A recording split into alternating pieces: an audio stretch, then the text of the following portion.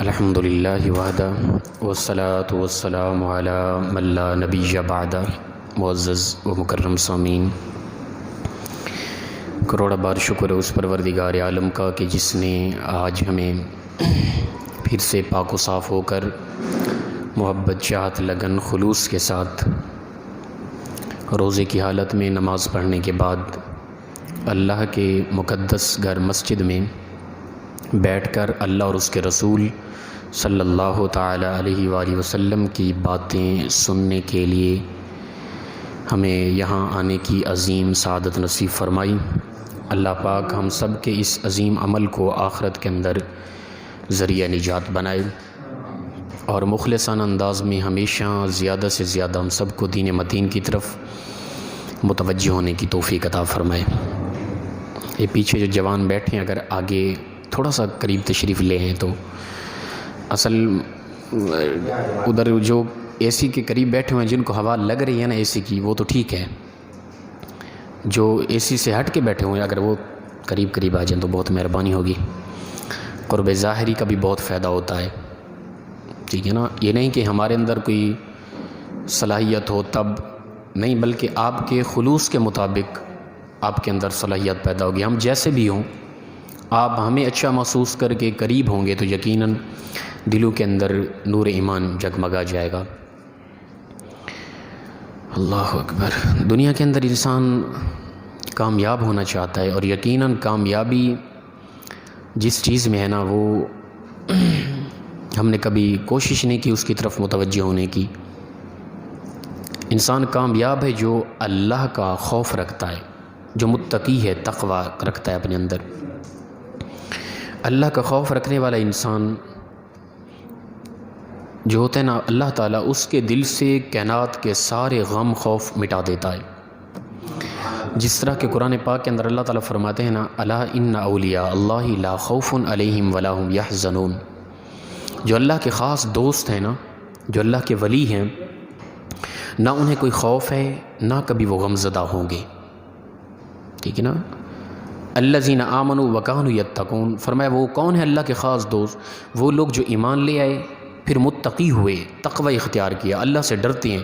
صرف وہ اللہ سے ڈرتے ہیں، اللہ کے ڈر کی وجہ سے پروردگار کائنات کے، دنیا والوں کے، مصیبتوں کے، بڑے بڑے جو آنے والے خوف ہوتے ہیں ان کے دل سے اللہ تعالیٰ وہ سارے خوف مٹا دیتا ہے۔ انہیں پر کسی چیز کا کوئی خوف نہیں ہوتا۔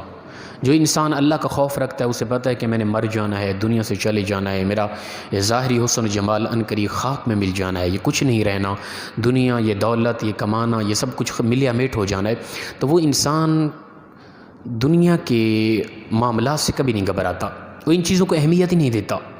اس کی نظر ہمیشہ اللہ کی طرف ہوتی ہے، اس کی نظر ہمیشہ اخروی زندگی کو بہتر کرنے کی طرف ہوتی ہے۔ تو لہٰذا اللہ کا خوف انسان کو دنیا اور آخرت کے اندر کامیاب کرتا ہے۔ اللہ کے خوف رکھنے والے یہ نہیں ہے کہ اللہ کا خوف صرف وہی رکھے جو گناہ گار ہے، نہیں، وہ کہتے ہیں نا کریں تب بھی ڈریں، نہ کریں تب بھی ڈریں۔ ہر حالت میں اللہ کی ذات سے ڈرنا چاہیے۔ حضرت عمر فاروق رضی اللہ تعالیٰ عنہ، آپ کی ذات مبارکہ عظیم شخصیت ہیں یقیناً، جنہیں دنیا کے اندر جنت کی خوشخبری سنائی گئی، جنہیں کہہ دیا گیا ہے دنیا کے اندر کہ عمر فی الجنہ، عمر جنتی ہے، اور یہ یقینی بات ہے۔ رسول اللہ صلی اللہ علیہ وسلم فرماتے ہیں، مسلم کی روایت ہے کہ میں جنت کی سیر کر رہا تھا تو میں نے جنت کے اندر ایک محل دیکھا، بہت بڑا محل تھا، خوبصورت، اور اس کے اندر ایک خاتون تھی، حور تھی جنت کی، وہ اس میں وضو کر رہی تھی۔ تو میں پھر پوچھا میں نے کہ یہ کس کا محل ہے؟ جبرائیل سے پوچھا، انہوں نے کہا یا رسول اللہ یہ آپ کے صحابی حضرت عمر فاروق کا محل ہے جنت میں۔ میرا دل چاہ رہا تھا میں اندر داخل ہو کے اس کا مشاہدہ کروں۔ رسول اللہ صلی اللہ علیہ وسلم فرماتے ہیں، پھر مجھے فرماتے ہیں عمر سے حیا آ گئی، میں پھر اندر نہ گیا۔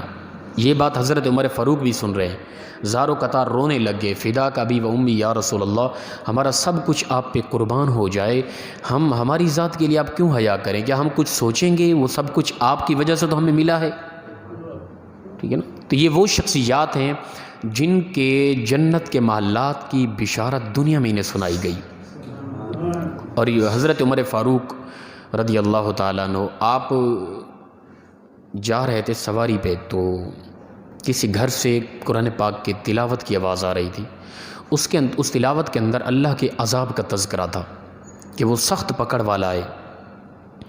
یہ بات، یہ قرآن پاک کی آیت جو ہی سنی، خشیت الہی میں، خوف الہی میں حضرت عمر فاروق سواری سے گرے، نیچے آ کے بے ہوش ہو گئے، تڑپتے رہے، چیختے رہے اللہ کے خوف کی وجہ سے۔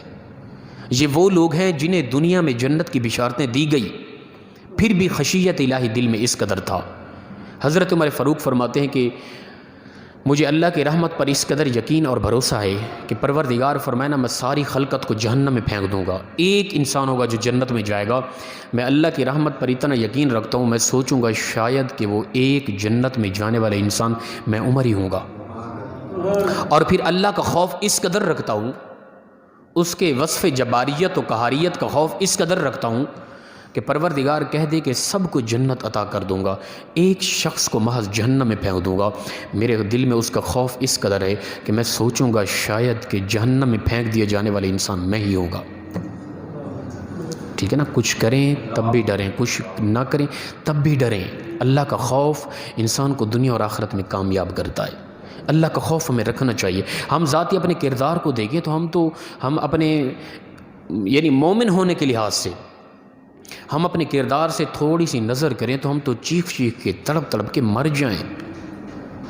جو اللہ تعالیٰ نے احکام دیے، اصول دیے، جینے کے طریقے دیے، جینے کے سلیقے دیے، وہ تو ہم بھول گئے نا۔ ہم نے تو اپنی عقل کی غلامی کی، ہم تو ساری زندگی یہود و نصارہ کے طرز انداز کو دیکھ کر ہم جیتے رہے۔ ہم نے تو کبھی اسلام سے نہیں پوچھا نا ہم کیسے جئیں، ہم نے تو کبھی اسلام کی طرف ہم متوجہ ہی نہ ہوئے۔ اللہ تعالیٰ فرماتا ہے نا کہ پہلے سپارے کے اندر سورہ بقرہ کہ کچھ پتھر، بلکہ ان بنی اسرائیل کی قوم کا تذکرہ آیا، فرمایا ثم قست قلوبکم من بعد ذلک فہی کالحجارۃ او اشد قسوہ، تم یہ خطائیں کرتے رہے حتیٰ کہ تمہارے دل سخت ہو گئے پتھروں کی طرح۔ پھر فرمایا کہ نہیں، بلکہ پتھروں سے بھی زیادہ سخت ہو گئے۔ کچھ فرمایا ایسے پتھر ہیں جن سے چشمیں جاری ہوتی ہیں، نہریں نکلتی ہیں، کچھ ایسے پتھر ہیں وہ اللہ کے خوف سے لرزہ طاری ان پر ہوتا ہے اور وہ گر جاتے ہیں خوف الہی میں پتھر ہو کے۔ تو انسان کا دل گناہ کرتے کرتے پتھر سے بھی زیادہ سخت ہو جاتا ہے۔ حدیث پاک کے اندر آتا ہے، اللہ کے محبوب صلی اللہ علیہ وسلم فرماتے ہیں کہ جب انسان گناہ کرتا ہے نا تو گناہ کی وجہ سے اس کا دل پر ایک سیاہ نقطہ پیدا ہوتا ہے۔ اگر وہ گناہ سے توبہ کر لے تو وہ نقطہ مٹ جاتا ہے، پھر سے اس کے دل میں نور ایمان بھر دیا جاتا ہے۔ اگر وہ گناہ سے باز نہ آئے، وہ گناہ لگاتار کرتا رہے، اس گناہ سے مراد یہ نہیں کہ ضروری انسان شراب ہے، وہ شراب کی وجہ سے دل سیاہ ہوگا، یا وہ انسان سود خور ہے سود کی وجہ سے، یا وہ یعنی بدکار ہے بدکاری کی وجہ سے، بلکہ ہر قسم کا گناہ۔ نماز نہ پڑھنا بھی گناہ کبیرہ ہے۔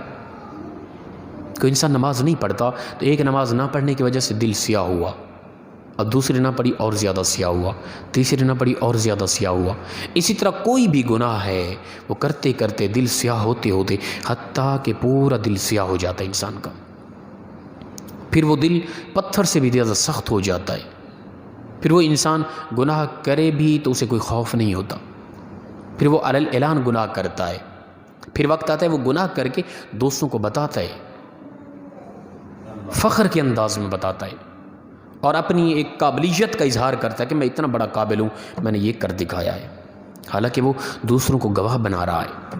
سگے بہن بھائی ماں باپ بھی قیامت کے دن، وہ دوسرا جسم ہو تو جدا، اپنے جسم اپنے ہاتھ بھی انسان کے خلاف گواہی دے رہے ہوں گے قیامت کے دن کہ پروردگار اس بندے نے ہمارے ساتھ یہ عمل کیے تھے۔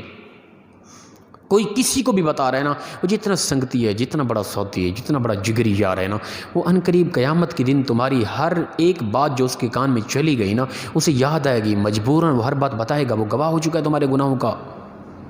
تو ہم بڑے فخر سے بتا رہے ہوتے ہیں کہ ہم نے فلاں کی عزت کو چھیڑا، ہم نے فلاں کی عزت کے ساتھ ہماری بات ہوتی ہے، ہم فلاں کی بیٹی لا حول ولا قوت الا باللہ۔ خطا کرتے بھی ہیں ڈرتے بھی نہیں ہیں، وہ لوگ خطا کرتے بھی نہیں تھے، ڈرتے بھی اس قدر تھے۔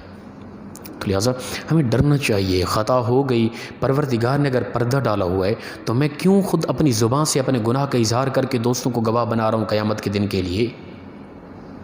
تو لہٰذا یہ اس وقت ہوتا ہے جب پورا دل سیاہ ہو چکا ہوتا ہے نا، دل پتھر سے زیادہ سخت ہو چکا ہوتا ہے، پھر بے حیائی، بے شرمی، بے نمازگی، شراب نوشی، بدکاری، یہ سب کچھ انسان کے لیے ایزی ہوتا ہے۔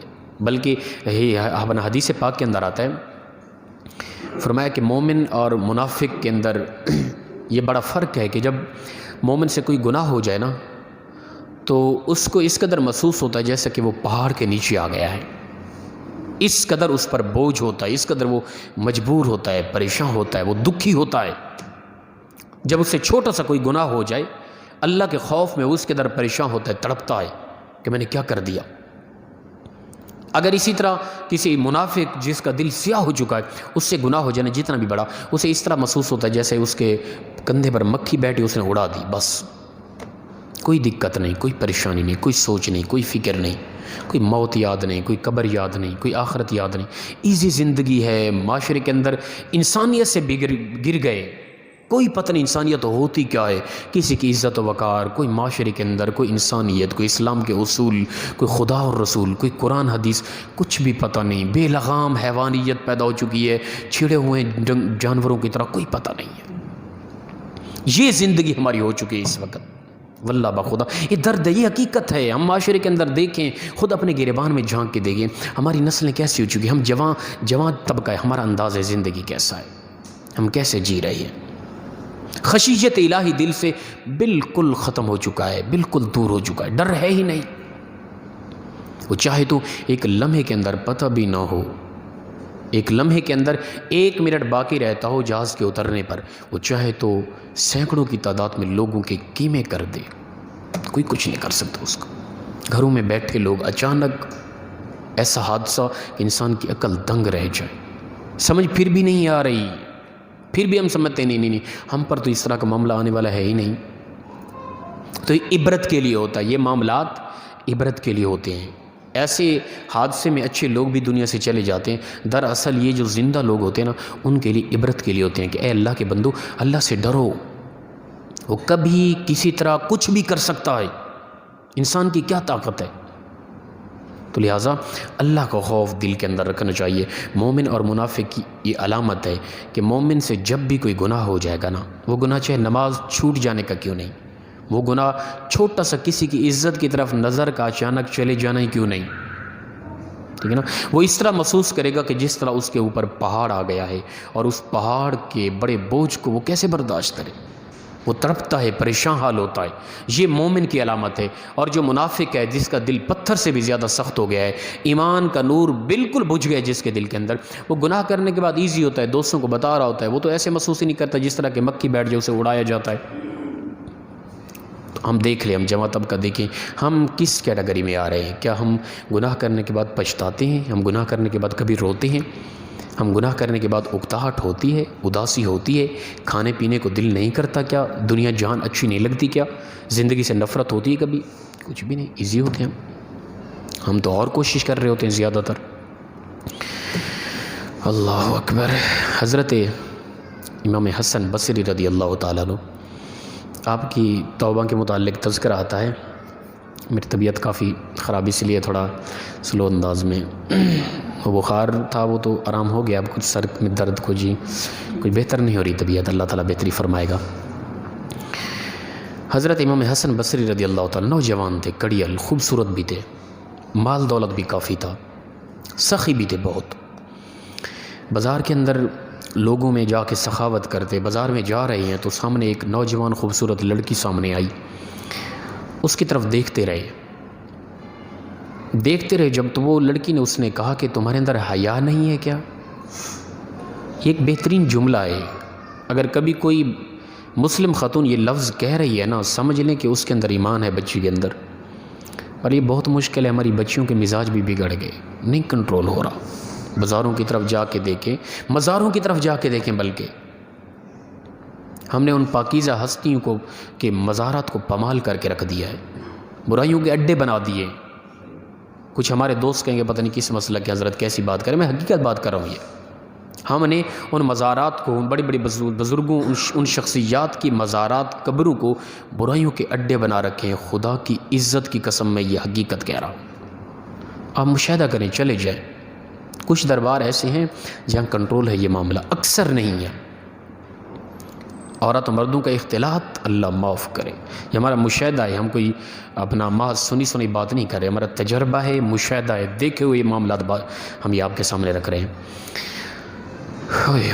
تو حضرت امام حسن بصری اس خاتون کی طرف دیکھتے رہے. اس لڑکی نے کہا تمہیں حیا نہیں ہے، تو بار بار میری طرف دیکھ رہا ہے. آپ نے فرمایا کس سے حیا کرو؟ حتیٰ کہ اس لڑکی نے پوچھا بتاؤ کون سی ایسی چیز ہے جو تجھے بہت پسند آئی کہ تو اپنی نظر ہٹا نہیں رہا مجھ سے؟ آپ نے فرمایا یہ جو آنکھیں نا خوبصورت، یہ کمال کی ان کی طرف دیکھ رہا ہوں. اس خاتون نے کہا آپ ادھر ٹھہریں، میں ابھی گھر سے آتی ہوں. گھر چلی گئی. وہ امام حسن بصری اس کے دروازے پہ کھڑے ہیں. تھوڑی دیر کے بعد اس خاتون کی غلام تھی، لونڈی عورت، وہ ایک برتن میں اوپر کپڑا دیا ہوا کچھ چیز لے کر آئی، سامنے ان کے رکھی. انہوں نے جب ہٹایا کپڑا دیکھا تو دونوں آنکھیں نکال کر اس خاتون نے حضرت امام حسن بصری کے سامنے رکھ دی. اور ایک رکا لکھا ہوا تھا، وہ یہ تھا کہ میری آنکھیں اگر کسی مومن جوان کی اخروی زندگی کو خراب کریں تو ایسی آنکھیں مجھے نہیں چاہیے. یہ بیٹیاں تھیں مسلمانوں کی، یہ مسلم خاتون ہے. ہم یہ باتیں اپنے گھر بچیوں کو بتائیں، اپنی بیٹیوں کو بتائیں، انہیں سمجھائیں کہ بیٹا یہ مسلم خاتون کا طریقہ ہے، انداز ہے. امام حسن بصری تڑپ گئے، چیخے، تڑپے، روئے، چلے گئے وہاں سے. ساری رات فرماتے میں جاگتا رہا، تڑپتا رہا، بھی کیا ہو گیا یہ؟ ایک خاتون ہو کہ اس نے میری غیرت کو جھنجھوڑا اور جگا دیا، اور یہ کچھ کر دیا اس نے. اس کے دل میں اللہ کا خوف اس قدر تھا کہ ایک نوجوان مسلمان کی نظر میری آنکھوں کی طرف جائے اور میری آنکھیں اس کی بند نظری کا ایک سبب بنے. ایسی آنکھیں مجھے نہیں چاہیے. اور آنکھیں نکال دی. اور پھر امام حسن بصری فرماتے ہیں کہ میں بڑا بے چین رہا، اللہ سے توبہ کرتا رہا، ساری رات گڑ گڑا کے روتا رہا. صبح میں نے سوچا کہ اس خاتون سے جا کے معافی تو مانگوں جس نے میری وجہ سے یہ کچھ کر دیا. صبح جب میں پہنچا تو اس کا جنازہ اٹھ گیا تھا، وہ فوت ہو گئی تھی. دوسری رات کو میں نے خواب میں دیکھا وہ عورت ملی مجھے، تو میں معذرت کرتا رہا ان سے، اور میں نے کہا کہ مجھے کوئی نصیحت ہی کر دیں. آپ کی وجہ سے مجھے توبہ استغفار کا موقع ملا، میں نے توبہ کر لی، مجھے کوئی نصیحت ہی کر دیں. تو اس خاتون نے کہا کہ اے جوان، جب بھی تنہا ہو جائے نا، اللہ کا خوف دل سے نہیں نکالنا. تنہا بھی اپنے رب کو یاد رکھنا ہے، کبھی اپنے رب کے خوف کو بھولنا نہیں ہے بس. پھر وقت آیا کہ معاشرے نے، امت نے دیکھا وہ امام حسن بصری، وہ حسن بصری نہیں رہا تھا، بلکہ وہ پوری امت کا امام حسن بصری بن چکا تھا. تو لہٰذا خوف خدا سے انسان کو اللہ مقام دیتا ہے. جب انسان اللہ کا خوف رکھتا ہے نا دل میں، اللہ تعالیٰ سارے خوف اس کے دل سے ہٹا دیتا ہے. تو خشیت الہی فرمایا کہ انما یخشی اللہ من عبادہ العلماء، علم والے لوگ ہیں جو اللہ کا خوف رکھتے ہیں دل میں. علماء کے دل میں ہی اللہ کا خوف ہوتا ہے. اب اس سے مراد یہ نہیں کہ ماں صرف علماء ہی اللہ کا خوف رکھتے ہیں. علماء سے مراد یہ ہے کہ جس دل میں اللہ کا خوف ہے وہ دراصل عالم دین ہے، وہ علم رکھتا ہے. خشیت الہی دراصل علم ہے. میں ممبر پر بیٹھ کے علم کا درس دیتا رہا ہوں، قرآن حدیث بڑا محدث مفکر بنا پھروں، اور تنہا میری زندگی غلاظت میں ڈوبی ہوئی ہو، عالم میں نہیں ہوں. اللہ تعالیٰ فرماتا ہے علم والے وہ ہوتے ہیں جن کے دل میں خشیت الہی ہو، خوف الہی ہو. آپ لوگوں میں سے ایک سادہ آدمی ہے، انتہائی غریب مزدور، انگوٹھا چھاپ، ریڑھی چلاتا ہے، رکشہ چلاتا ہے، سبزی بیچتا ہے. وہ کبھی بھی گناہ نہیں کرتا، ہو جائے تو تڑپ جاتا ہے، 5 وقت کی نماز پڑھتا ہے، تنہا گڑ گڑا کے روتا ہے، کیے گئے خطاؤں پر اللہ کے ہم معافی مانگتا ہے. خدا کی عزت کی قسم عالم میں نہیں ہوں. پھر حقیقتاً عالم وہ ہے جس کے پاس ظاہراً کوئی علم نہیں. اصل علم کا نور وہ ہے جو خشیت الہی ہے، اللہ کا خوف ہے. جس کے دل میں اللہ کا خوف ہے، اصل علم کا نور یہ ہے، اور حقیقتاً وہی عالم کہلائے گا. چاہے ظاہراً معاشرے کے اندر اس کے پاس کوئی بھی ڈگری نہیں ہے، بالکل ظاہراً انگوٹھا چھاپ ہے، کچھ نہیں آتا، اللہ کا خوف ہے، دراصل عالم وہ ہے. تو لہٰذا اس چیز کی طرف ہم متوجہ ہوں. ہمارے دلوں میں خوف الہی نہیں ہے، اللہ کا خوف ختم ہو گیا ہے. گناہ کرتے کرتے دل سیاہ ہو چکے، پتھروں سے بھی زیادہ سخت ہو چکے. اللہ تعالیٰ فرماتا ہے نا، یا ایھا الذین آمنوا قوا انفسکم واہلیکم نارا وقودھا الناس والحجارہ، اے ایمان والو اپنے آپ کو اور اپنے گھر والوں کو جہنم کی اس آگ سے بچا لو جس کا ایندھن انسان اور پتھر ہے، جس میں انسان بھی جل جائیں گے، پتھر بھی جل کے راکھ ہو جائیں گے. ٹھیک ہے نا. نبی اکرم صلی اللہ تعالیٰ علیہ وآلہ وسلم کسی غزوہ سے واپسی آ رہے تھے. تو صحابہ کرام راستے میں پیاسے تھے، نبی اکرم صلی اللہ علیہ وسلم رکے، آپ صلی اللہ علیہ وسلم نے فرمایا کہ جاؤ اس پہاڑی کے اوپر چلے جاؤ، اوپر ایک پتھر پڑا ہے بڑا، اس پتھر کو جا کے یہ کہو کہ اللہ کا نبی صلی اللہ علیہ وسلم حکم دیتے اپنے اندر سے چشمے جاری کر، صحابہ کرام پیاسے ہیں پانی پئیں گے۔ ایک صاحب نے جا کے وہاں اس پتھر کو یہ آرڈر کیا، رسول اللہ صلی اللہ علیہ وسلم کا حکم سنایا، پتھر بجائے پانی نکالنے کے پتھر کے اندر چیخوں کی آواز شروع ہو گئی، پتھر چیخنا شروع ہو گیا، چلانا شروع ہو گیا۔ تو اس کے قریب پہنچے، پوچھا پتھر تو روتا کیوں ہے، تجھے تو کہا گیا اپنے اندر سے چشمے جاری کر۔ عبدالحق محدث دہلوی نے مدارج النبوت میں بھی اس روایت کو نقل کیا۔ تو پتھر سے پوچھا گیا بھی تو اس قدر روتا کیوں ہے، تو رونے کا سبب بیان کر، تو پانی چشمے جاری نہیں کر رہا۔ اس پتھر نے جو جواب دیا نا، اس جواب کو ہم نے سن کے پھر ہم نے اپنے دلوں کی طرف متوجہ ہونا ہے کہ وہ پتھر زیادہ سخت تھا یا ہمارے دل زیادہ سخت ہو چکے ہیں، ٹھیک ہے نا۔ پتھر نے کہا کہ یا رسول اللہ صلی اللہ علیہ وسلم، دراصل جب سے یہ قرآن پاک کی آیت نازل ہوئی ہے نا، یا ایھا الذین آمنوا قوا انفسکم واہلیکم نارا وقودھا الناس والحجارہ، اے ایمان والو تم اپنے آپ کو جہنم کی اس آگ سے اور اپنے گھر والوں کو جہنم کی اس آگ سے بچا لو جس میں انسان اور پتھر جل کے راکھ ہو جائیں گے۔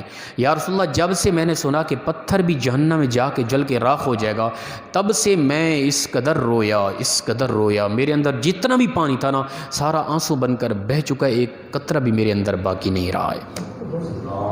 اندازہ کریں، حالانکہ یہ مومن کو سمجھایا جا رہا ہے، اے ایمان والے، اے ایمان کا دعویٰ کرنے والے، تو جہنم کی اس آگ سے بچ جا جس میں پتھر بھی جل جائے گا۔ پتھر تو مثال دی جا رہی ہے، پتھر کی کیا خطا ہے وہ اسے جہنم میں پھینک دیا جائے؟ پتھر کو سزا کے طور پہ تو جہنم میں نہیں پھینکا جائے گا، سزا کے طور پہ تو انسان کو پھینکا جا رہا ہے۔ پتھر کی ایک مثال دی گئی، محض وہ مثال کی بنیاد پر پتھر ایسا ڈرا، ایسا لرزہ طاری ہوا کہ جو بھی پانی کے چشمے تھے سارے آنسو بن کے بہہ گئے، ایک قطرہ بھی اس کے اندر باقی نہیں رہا۔ ہم مومن ہیں، ایمان والے ہیں اور مسلمان کہلانے والے ہیں، ہم اپنے کردار کی طرف دیکھ کر کبھی بھی نہ روئے، ہمارے دل اس قدر سخت ہو گئے۔ اس پتھر کو دیکھیں پھر اپنے دلوں کی طرف نظر کریں۔ تو لہٰذا ہمیں اس طرف توجہ کرنی چاہیے، ہم بہت بگڑ گئے، کردار خراب ہو گیا، معاشرہ بالکل بگڑ گیا ہر لحاظ سے۔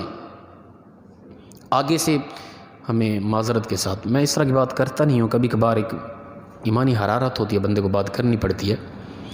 غلیظ قسم کے، ناکارہ قسم کے، بے وقوف قسم کے، جاہل قسم کے، بدتمیز قسم کے لوگ ہم پر حاوی، اور پھر شرعی معاملات میں انہوں نے دخل دینا ہے، عید کب کرنی ہے، کیا کرنی ہے، کس طرح کرنی ہے، اپنی عقل نہ ہونے کے باوجود اپنی عقل کے مطابق انہوں نے آرڈر کرنا ہے۔